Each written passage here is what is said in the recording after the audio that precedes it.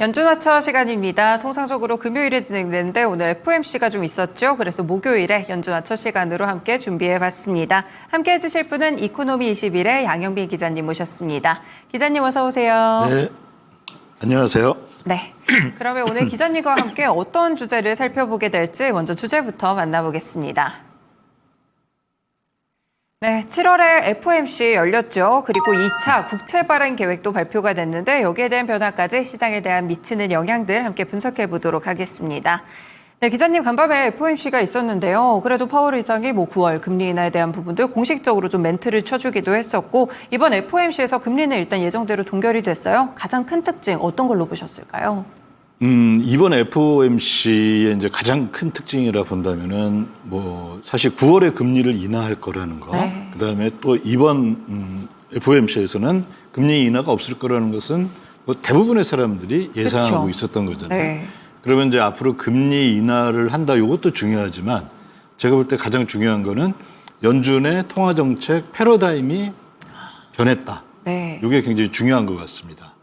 그것은 어떤 이야기냐면은 네. 여태까지 연준이 금리를 인상했던 것은 왜 했던 거냐면은 인플레이션 잡기 위해서 한 거잖아요. 그렇죠. 네. 근데 지금 이제 여러 가지 지표를 보면은 인플레이션이 거의 많이 떨어져 있고 지금 현재 상당히 이제 원하는 만큼은 아니지만 그래도 많이 떨어져 있는 상태인데 네. 여기에서 이제 연준이 바라보고 있는 것은 어떤 거냐면은 사실 연준하면 두 가지 의무가 있죠. 하나는 뭐냐면은 물가 안정을 해야 되는 네. 거고, 그다음에 완전 고용. 안전고용. 이 완전 고용이라는 게 100% 고용하겠다는 게 아니라 네. 자연적인 어떤 실업률을 가정한 상태에서 대략 한 3%에서 4% 정도 이 정도로 생각을 하는데요. 요 두 가지를 다 이제 두 마리 토끼를 잡는 게 연준의 통화 정책의 이제 가장 큰 목표인데 여태까지는 물가를 떨어뜨리는 거를 이 금리 인상으로서 잘 해결해 왔다고 볼 수가 있어요. 네. 그런데 이제부터는 뭐냐면은 이제 파월이 한 얘기가 있죠. 앞으로 인플레이션만 100% 더 이상 그것만 신경 쓰지는 않겠다. 네. 다시 말하자면은 3년이죠. 그때부터 계속 그 금리를 인상해 왔고 네. 지금 현재 기준금리가 5.25에서 5.5 사이에 있는데 이제는 물가를 잡기 위해서 앞으로 통화 정책을 할 것이 아니라 앞으로는 고용에 이제 집중을 하겠다. 이런 굉장히 큰 연준 통화 정책의 어떻게 보면 이제 패러다임의 전환이다. 이렇게 볼 수가 있을 것 같습니다. 네, 결국에는 계속 이제 금리에 대한 부분들 인상을 했던 게 물가를 잡기 위해서인데 이제 물가에서 포커스가 고용으로 조금 옮기고 있다는 점이 이번 7월 FOMC의 큰 특징이었던 것 같습니다. 그렇다면 실제로 노동시장에 대해서 연준은 좀 어떻게 평가하고 있는지 파월 의장의 멘트도 같이 좀 알려주세요. 네, 노동시장에 대해서는 일단 기본적으로 이제 노동시장이 굉장히 타이트했어요. 다시 네. 말하자면은 기업이 구인하려는 게 굉장히 한때 그 2배까지 갔었는데 그게 거의 지금 1.2까지 떨어졌거든요. 그쵸. 그러니까 팬데믹 이전 수준까지 떨어졌는데 이제부터는 문제가 뭐냐면 이게 이제 더 떨어지면은 최근에 왜 실업률도 지지난달에 4.0%에서 4.1%까지 올라왔는데 이제 또 8월 초면은 또 실업률이 나오거든요. 네. 근데 여기서 이제 그 연준이 걱정하는 건 뭐냐면은 지금까지 이 금리 인상으로 물가는 잡았는데 이거 다시 실업률이 올라가면은 이제는 안 되겠다. 그렇죠. 그리고 이제 연준이 바라보는 게 글로 이 노동시장으로 갔고 그리고 이제 기자회견에서도 나는 이제 더 이상 노동시장이 더 냉각되는 것을 보기는 싫다 이 정도까지 발언할 정도로 이제 연준의 모든 이 포커스는 그 고용시장, 노동시장에 가 있다고 볼 수가 있습니다.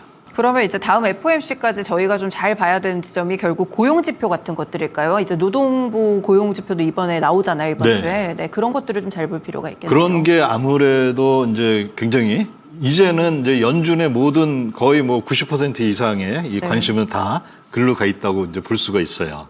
네. 그래서 결국에 이제 이 두 가지 책무에서 네. 이제는 어떻게 보면 이제 이 트레이드 오프라 그러죠. 하나를 잘하면 하나가 좀 힘들어지고 이런 좀 약간 어떻게 보면 이 외줄타기로 들어왔다고나 네. 할까요? 지금까지 굉장히 운이 좋았어요. 그 금리를 인상을 했는데도 네네. 물가만 떨어졌지 실업률이 오르진 않았었거든요. 맞아요. 근데 이제부터는 이제 연준이 걱정해야 될 그런 시간이 온 것 같습니다. 또 이 9월 FOMC까지 가기 전에 잭슨홀 미팅도 껴있잖아요. 네. 이때는 어떤 내용들을 봐야 될까요? 네, 잭슨홀 미팅은 이제 뭐 전 세계에 내노라 하는 경제학자들, 그다음에 중앙은행 장들이 총재들이 오죠. 예, 총재들이 모여가지고 앞으로 이제 이 전 세계 이 금융시장 뭐 통화 정책은 어떻게 할 것인가 이런 거에 대한 아주 폭넓은 얘기를 나누는 것인데요. 네. 이게 8월 한 3일 마지막 주 요때쯤 이제 있는데요. 이때까지도 아마 이제 계속 이 연준은 그걸 볼 것 같아요. 이제 고용 시장이 어떻게 되고 네. 그다음에 바로 또 9월 중순 약간 늦게 9월 18일 요 정도에 또 FOMC가 있는데 네. 우리가 다 이제 뭐 잘 아시겠지만은 FOMC가 1년에 8번 열리는데 3, 6, 9, 12에는 그 유명한 점도표가 나옵니다. 아, 그 그렇죠. 점 찍는 네. 거 있잖아요. 네. 그게 곧 요때 나오고 또 중요한 게 뭐냐면은 경제 전망 보고서가 나와요. 이게 그래서 이제 작년 12월에 나왔고 또 지난번 6월에 나왔었는데 이게 이제 9월에 나오면서 이제 앞으로 연준이 어떤 식으로 경제를 전망하고 있고 그다음에 뭐 금리 정책이라든지 통화 정책은 어떻게 할 것인가 그런 거를 알 수가 있는데 지금까지 그거를 미루어서 본다면은 네. 아마도 이제는 이제 물가는 뭐 거의 잡혔으니까요. 시장의 안정화 네. 이게 가장 큰 그 관심거리가 될 거라고 보고 있습니다. 아무래도 여기 샵룰 지표까지 참고를 좀 해주신 부분은 뭐 네. 실업률 관련된 부분을 살펴보자 이런 걸까요? 네, 그것도 있고요. 이번에 또 이 쌈룰에 대해서 파월이 언급을 했어요. 네. 예, 근데 뭐 당연한 건데요. 제가 이제 뭐 우리 이 프로그램에서도 몇 번 얘기했지만 이 룰은 그냥 경험으로부터 나온 규칙이다. 어떤 맞아요. 그렇게 사실 이론이 말씀하셨어요. 들어간 건 아니에요. 어떻게 이렇게 잘 찾다 보니까 이런 패턴이었다. 이런 패턴이 네. 있구나라는 거였는데 이게 꼭 맞으라는 보장은 없지만 그래도 사람들이 많이 걱정은 하고 있습니다. 어쨌든 여기에서 이제 이게 만약에 사실 연준이 원하는 거는 지난번 금리 인상을 통해서 물가를 떨어뜨리고 인플레이션을 떨어뜨리고 했을 때 이때 제일 원했던 건 뭐냐면 소프트 랜딩이었거든요. 네. 근데 여기에서 소프트 랜딩은 뭐냐면은 실업률이 많이 늘어나지 않으면서 물가 인플레이션만 떨어지는 거였었잖아요. 네. 근데 이번에도 또 소프트 랜딩을 원하는데 이게 뭐냐면은 지금 연준이 이제 모든 건 고용으로 가 있는데 네. 갑자기 실업률이 뭐 4.5% 이렇게 됐다. 물론 그러지는 않겠지만요. 그렇죠. 그러면은 이제 연준이 할 수 있는 건 뭐냐면은 금리를 지금 9월 바라보는 게 한 1회 그러니까 0.25% 인하잖아요. 그렇죠. 그럼 금리를 뭐 0.5% 인하할 수도 있고 0.75 인하할 수도 있는 거예요. 네네. 그러면 이거는 또 연준한테 무슨 부담이 되냐면은 다시 또 인플레이션이 올라갈 부담이 되는 그럴 수 거예요. 있죠. 그러니까 지난번에는 노동시장에서 어떤 소프트 랜딩을 이제 원했다면은 네. 물가가 인플레이션에서 원했다면? 이게 소프트 랜딩을 원했다면은 이번에는 노동시장에서 소프트 랜딩을 원하는 거죠. 그러면서 급격한 금리 인상 없이 그냥 조금씩 하는 이런 거를 원하고 있다 이렇게 볼 수가 있을 것 같습니다. 아무래도 파월 회장이 이번에 0.5% 인하에 대해서는 확실하게 선을 그어주기도 했었는데 그러면은 이번에 이제 FOMC가 진행된 이후에 패드워치에서는 어느 정도의 지금 금리 인하 정도를 보고 있는지 올해에 대한 전망 어떻게 지금 데이터가 관측되고 있을까요? 네, 이번에 이제 다음 달에 오는 9월에 생기는 거기에서는 한 번 인하하는 걸로 1회 인하요? 예. 네. 그다음에 12월 그것까지는 전부 3번 인하하는 걸로 보고 있습니다. 네. 근데 이거는 아직은 모르겠어요. 그러니까 왜냐하면은 이거랑 비슷한 일이 3월에 한 번 있었어요. 3월에 이제 연준이 올해 연말에 한 번 인하할 거다 이러니까 시장이 6번 인하하는 걸로 반응했거든요. 엄청 많이 크게 올랐죠. 그래서. 예. 네. 근데 이거는 뭐 사실 이 9월 가봐야지 뭐 알 수 있는 거고 이건 어디까지나 네. 시장 참여자들이 거래를 통해서 난 가격을 갖고 본 거니까 뭐 시장에서 이렇게 보고 있다 이 정도로 참고하면 될 것 같습니다. 네, 시장에서는 연내 한 3회 정도를 지금 예상을 하고 있는 상황이고 일단 연준 측에서는 올해 한 번을 언급을 해준 상황인데 과연 9월 FOMC 때는 어떤 멘트가 나오게 될지 또 8월에 있을 잭슨홀 미팅까지 주목해 보시면 좋을 것 같습니다. 저희 국채 발행 이야기로 조금 넘어가 볼게요. 지금 이번에 2차 국채 발행 계획이 또 발표가 됐는데 전체적으로 좀 리뷰를 해주신다면 어떻게 보셨을까요? 이번 이제 QRA, 그러니까 7월 31일이죠. 어저께 나온 QRA 그걸 보면은 지난번 5월에 예상했던 거는 총 847빌리언이니까 네. 8,470억 달러. 이거를 이거 좀 말이 표현이 어려운데요. 넷 마케터블 버로잉을 하겠다. 넷 마케터블 버로잉이 뭘까요? 예. 네. 그거부터 이제 보는데요. 근데 이번에 보면은 이게 얼마로 떨어졌냐면 네. 740빌이니까요. 빌리언이니까 거의 1,000억 달러가 떨어졌어요. 아, 네. 그러면 이제 이건 뭐냐면은 재무부가 돈을 덜 빌리겠다 이런 개념이잖아요. 네. 그래서 어마어마하게 줄였다 이렇게 보도한 데가 몇 군데가 있었습니다. 네네. 근데 그거는 사실 좀 잘못된 거고요. 정확히 이제 이걸 용어를 알기 위해서 이게 한국말로 이거 번역을 하고 싶은데 이게 참 어려운 말이라서 저도 잘 네. 번역을 못 하겠어요. 근데 넷 마케터블 버로잉은 뭐냐면은 재무부가 네. 국채를 발행하잖아요. 근데 이 국채를 발행한 거에 보면은 순전한 발행이 있어요. 그건 뭐냐면 전체에서 만기 돌아오는 건 빼야 될 거 아니에요. 네네네. 그게 이제 순수하게 발행한 게 있잖아요. 근데 그거에다가 뭘 더 더해주냐면은 연준이 QT를 하니까 그만큼 이 물량이 시장으로 나오잖아요. 그렇죠. 그걸 더해준 거예요. 아, 그게. 연준 큐티 물량까지 예, 더한 그걸 거라고요. 더해준 겁니다.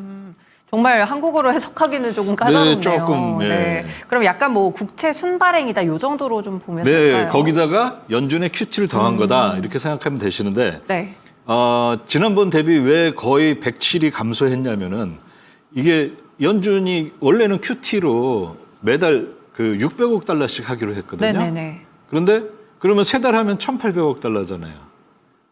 이 분기별 그렇죠. 이게 네, 예상이니까. 분기요. 네, 그런데 분기니까요. 이제 연준이 지난번 5월 FOMC에서 뭐라고 했냐면 이제 250달러씩만 할 거야 한 거예요. 네. 지난번 5월 달에 QRA는 뭐냐면은 600억 달러를 기준으로 계산을 한 거였어요. 네네. 근데 시장에 나오는 물량은 QT를 해서 600억씩 나와야 되는데 이제 250억씩만 나오는 거예요. 그러면 350억씩 줄어든 거죠. 곱하기 3을 하면 그럼 1,000억 달러가 105잖아요. 되네요. 그러니까 네. 1,000억 달러 되잖아요. 네. 그만큼이 그냥 줄어든 거예요.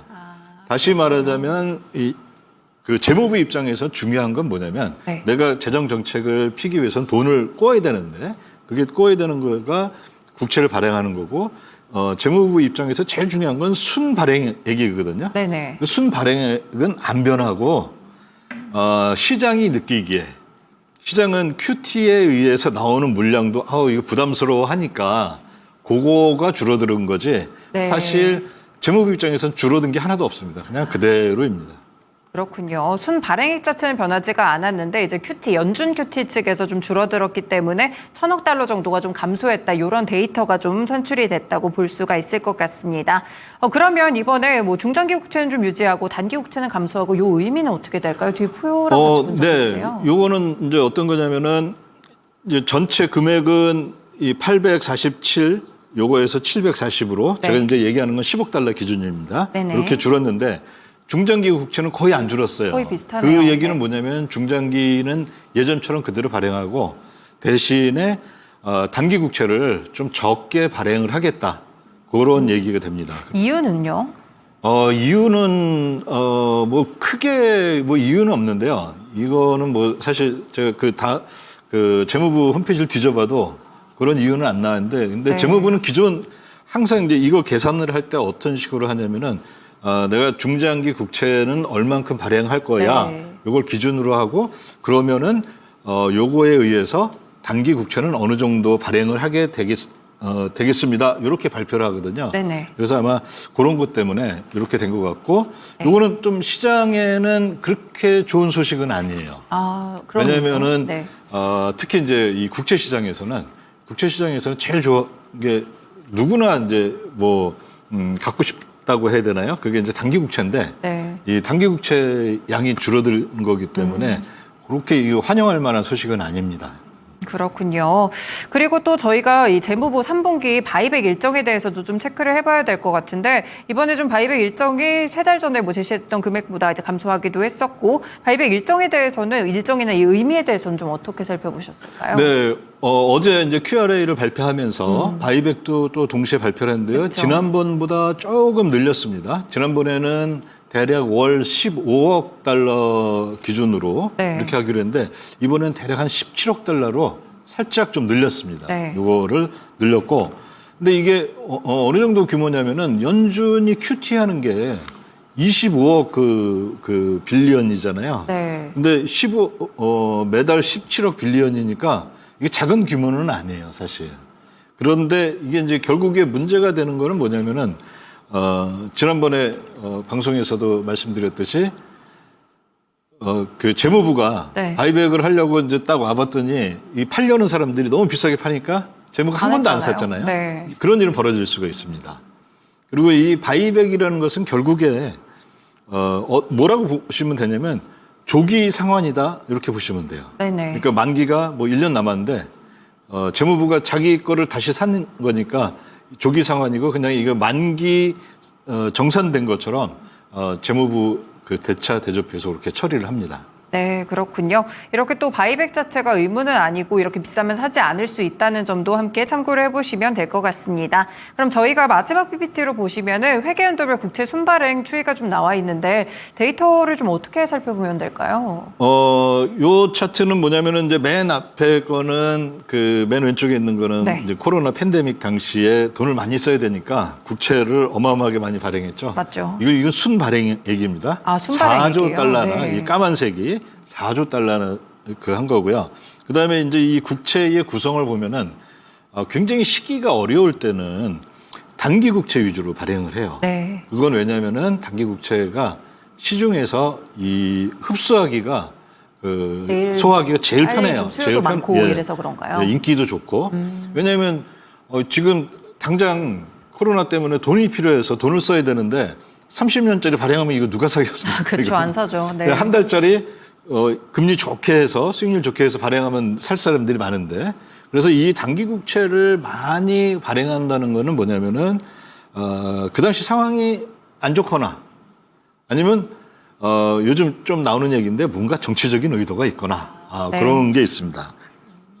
여기서 이제 단기 국채는 그 파란색인데요. 네. 단기 국채가 오히려 마이너스를 간 적도 있습니다. 코로나 지나고 그 2021년 회계연도 보면은 파란색이 밑으로 가 있잖아요. 네. 여기가 이제 마이너스인 거고 그다음에 작년 회계연도에 단기 국채를 좀 상당히 많이 발행했어요. 그렇네요. 거의 네. 다 단기 국채를 발행했잖아요. 그다음에 올해도 뭐 평상시에 비해서는 많이 발행하고 있는 상태입니다. 그렇군요. 그러면 최근에 뭐 시장 상황에 대한 평가를 요거를 통해서도 좀 알 수 있는 건가요? 그러니까 요거는 이제 조금 복잡한 얘기인데요. 이게 이제 스텔스 QE라고 하는 거랑 네. 그 이제 다 있는 얘기인데요. 이게 뭐냐면은 그 재무부가 몰래 QE를 하고 있다.